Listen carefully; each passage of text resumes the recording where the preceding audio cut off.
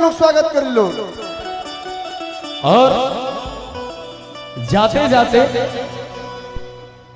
काहे की देखिए बिहार सरकार पर्यटन विभाग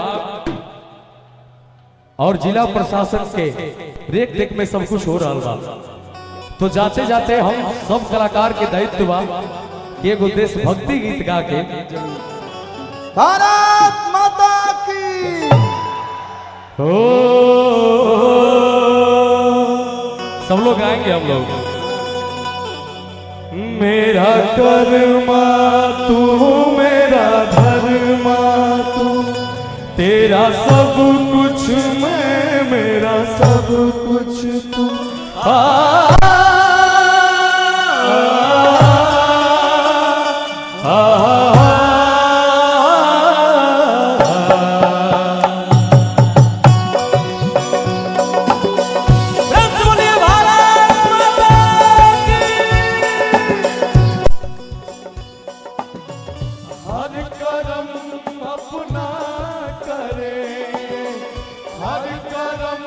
अपना करे वतन तेरे लिए। और लास्ट में जाते जाते जितने लोग मोबाइल में वीडियो बना रहे हैं आप लोग एक हाथ को ऊपर कर देंगे और जिनके हाथ में मोबाइल नहीं है वो दोनों हाथों को उठा देंगे भैया। और सारे लोग जितने लोग अपने मिट्टी से प्यार करते हैं और सारे लोग मोबाइल का फ्लैश चला लीजिए कि सब लोग ताली बजाएंगे। दिल दिया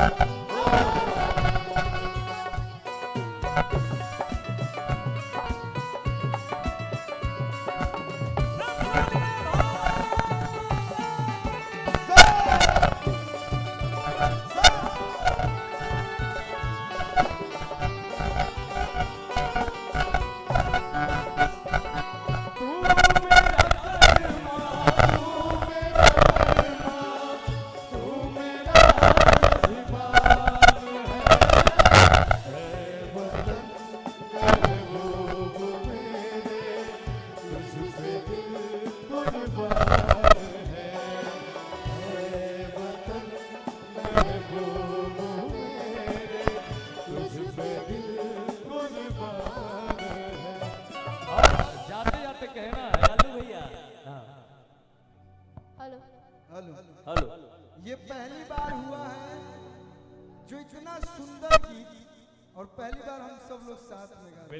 तो हम ही लोग नहीं आप लोग भी साथ में गाइए। हम ऐसे ना भैया कि हम